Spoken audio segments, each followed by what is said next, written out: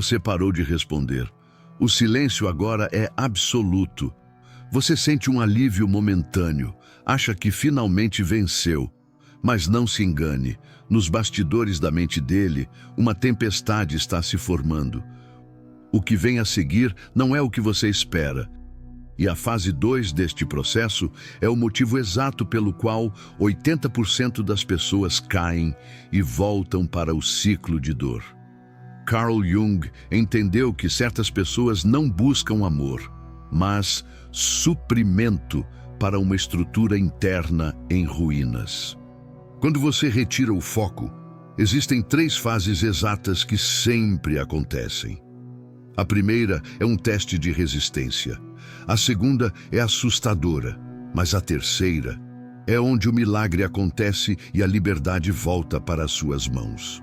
Hoje, vamos iluminar a escuridão onde você foi mantida. Se você já se sentiu drenada até o limite, fique comigo. O que você vai entender hoje vai mudar sua visão sobre ele para sempre. Muitas pessoas acham que o narcisista é um monstro de pedra, mas a verdade é muito mais frágil. Carl Jung descobriu que por trás da máscara de ferro existe um ego faminto que não sobrevive sem o seu reflexo. O que eu vou te revelar agora é o mapa do que acontece quando esse espelho quebra. Prepare-se, porque a fase 1 começa com algo que parece calma, mas é o início do fim. Fase 1, descrença e negação. O momento mais perigoso não é quando ele te odeia. É quando ele percebe que está perdendo o controle. Quando você começa a impor limites, algo dentro dele entra em colapso. Mas não pense que isso aparece como desespero imediato. Primeiro, vem a descrença. Imagine que você sempre alimentou um pássaro na sua janela. Um dia você fecha o vidro. O pássaro não vai embora imediatamente. Ele bica o vidro. Ele olha para dentro, confuso. Nas primeiras 24 a 48 horas, após você decidir não reagir mais, não validar mentiras, não ceder aos caprichos, o narcisista entra nesse estado. Para ele, você é uma extensão do ego dele. Na mente dele, é impossível que o objeto tenha vontade própria. Então ele testa, ele observa, ele provoca, surge o comportamento passivo-agressivo sutil. Aquele olhar de desprezo, o silêncio punitivo para ver se você corre atrás. Ou perguntas carregadas de veneno disfarçado de preocupação. Está de TPM? Nossa, como você está estressada! Quem colocou essas ideias na sua cabeça? Não é preocupação, é teste de controle. Jung explica isso com clareza. O ego narcisista não concebe a perda de domínio. Para ele, sua mudança é apenas um defeito técnico que precisa ser corrigido. A sombra ainda não emergiu totalmente. Ele ainda acredita que pode te manipular de volta ao normal. Ele pensa, daqui a pouco ela cansa dessa postura e volta. E aqui está o ponto mais crítico. O que você sente nessa fase? Dúvida. Uma dúvida dilacerante. Será que estou exagerando? Ele parece tão normal agora.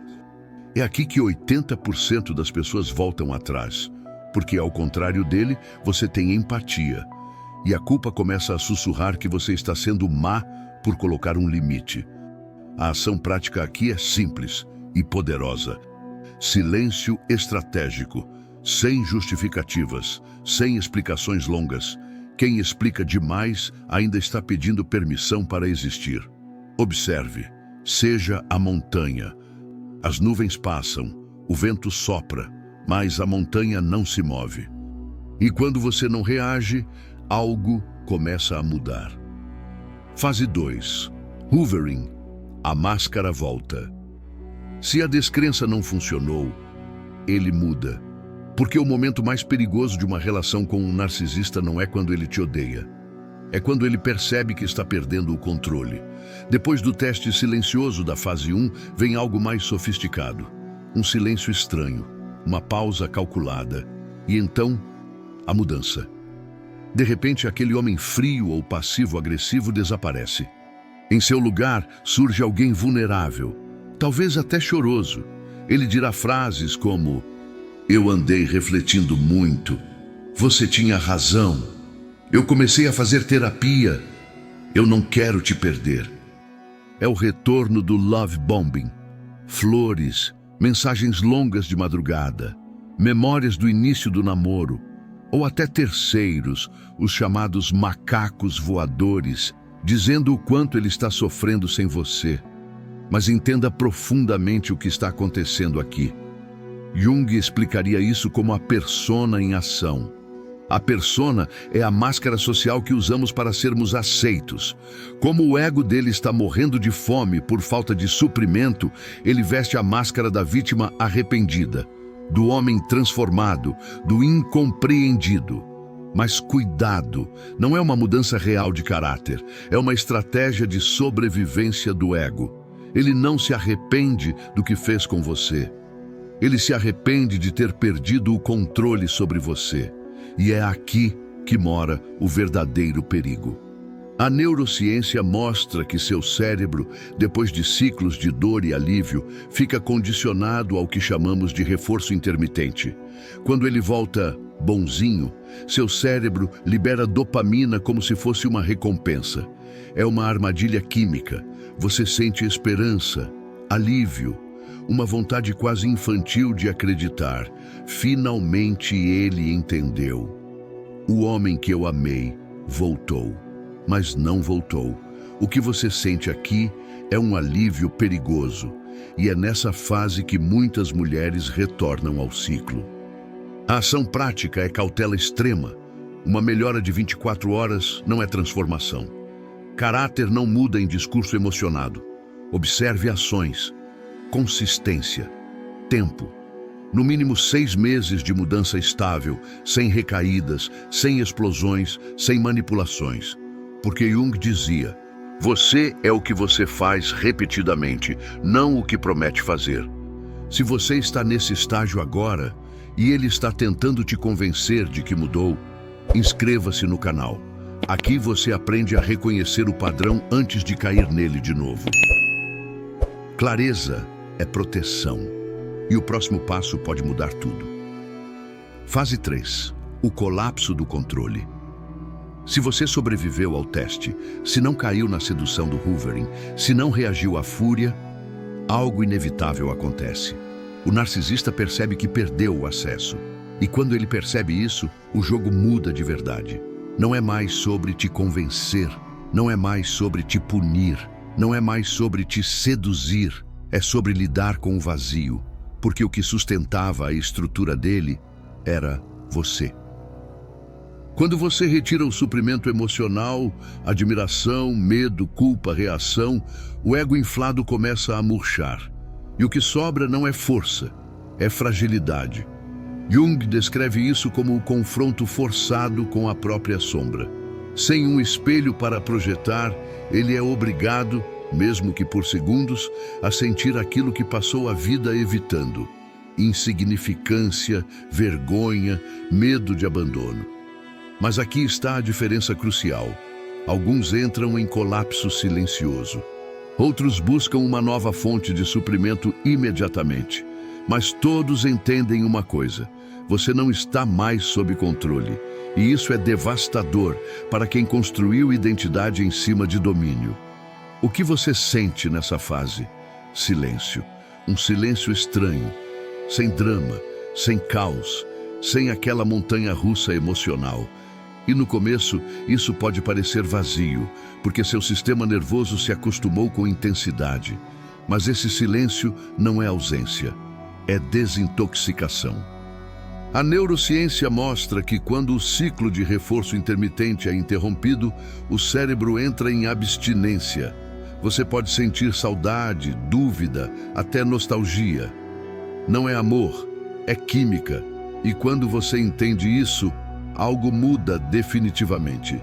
Você para de interpretar o silêncio como rejeição e começa a enxergá-lo como liberdade. A ação prática aqui não é fazer, é sustentar.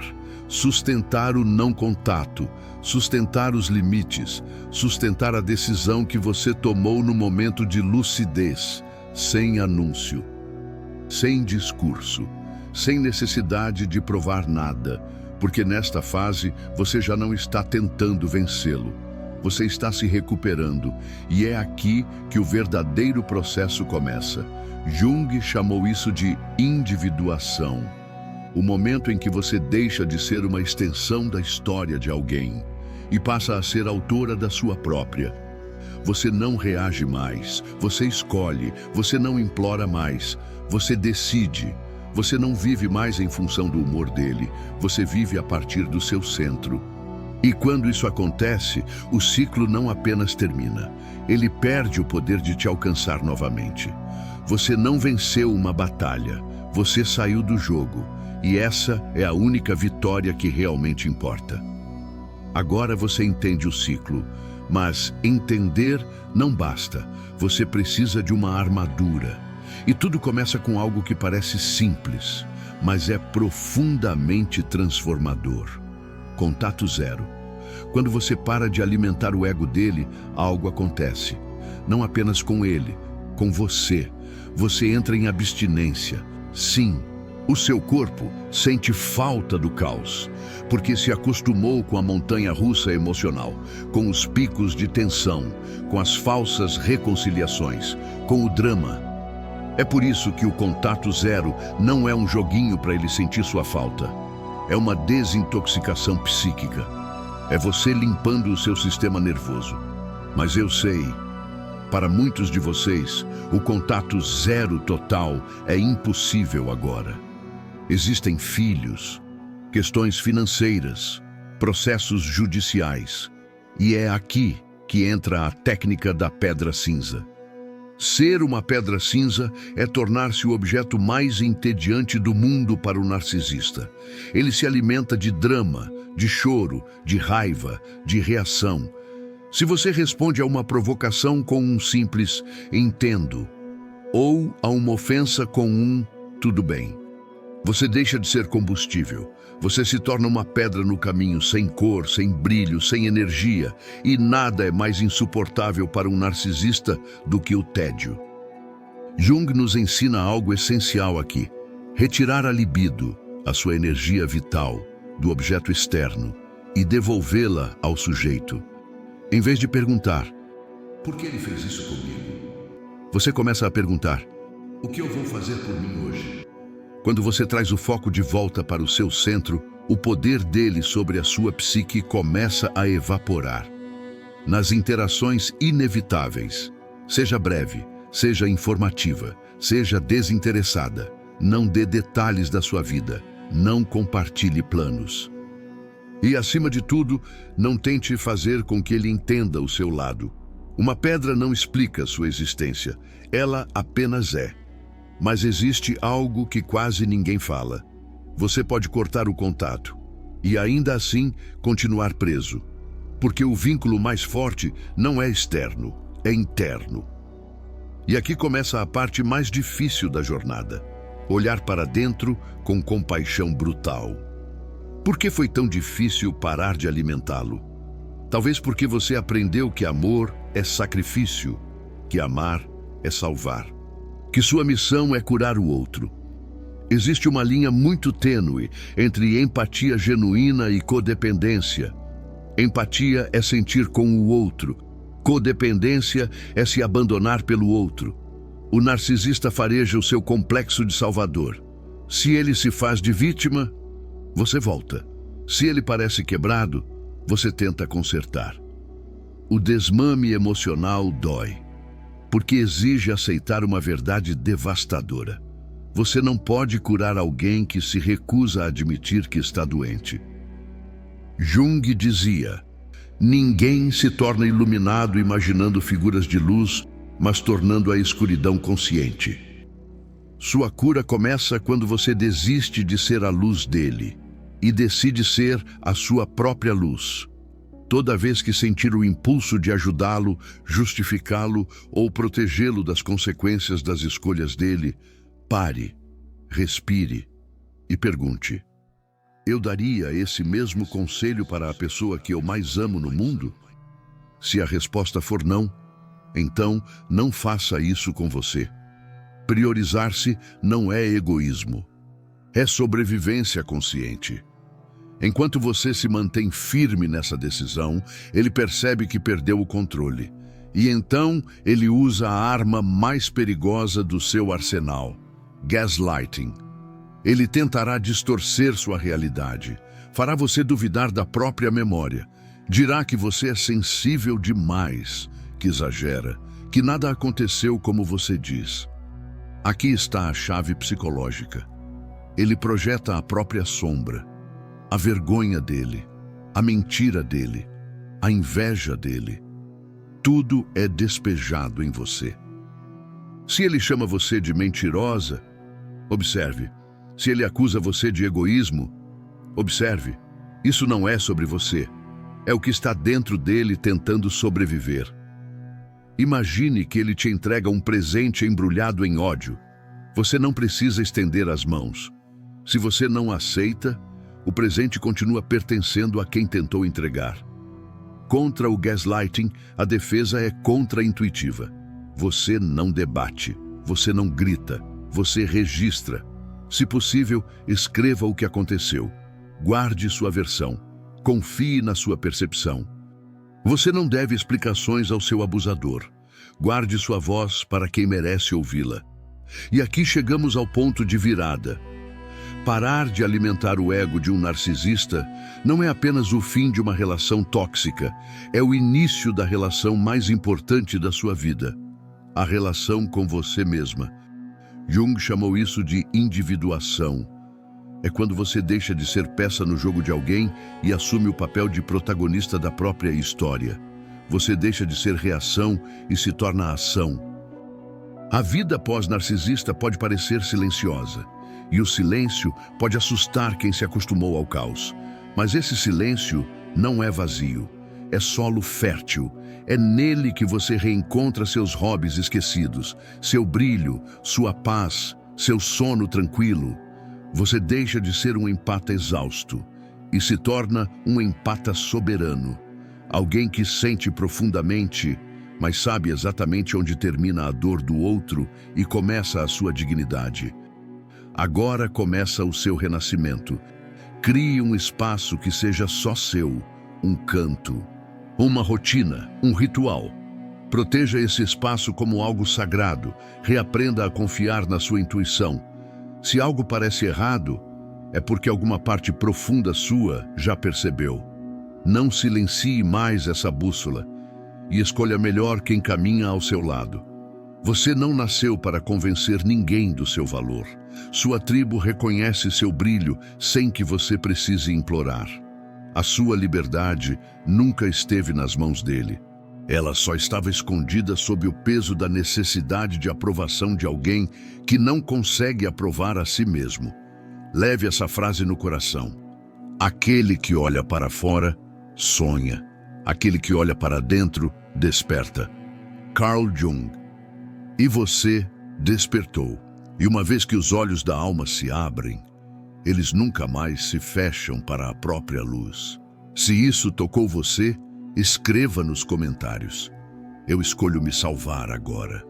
Não é para mim, é para você. Porque quando você escreve, você assume um compromisso com a própria consciência. Se este vídeo trouxe clareza, compartilhe. Você pode ser a resposta para alguém que ainda está no escuro. Fique em paz, fique com a sua verdade. Nos vemos no próximo encontro.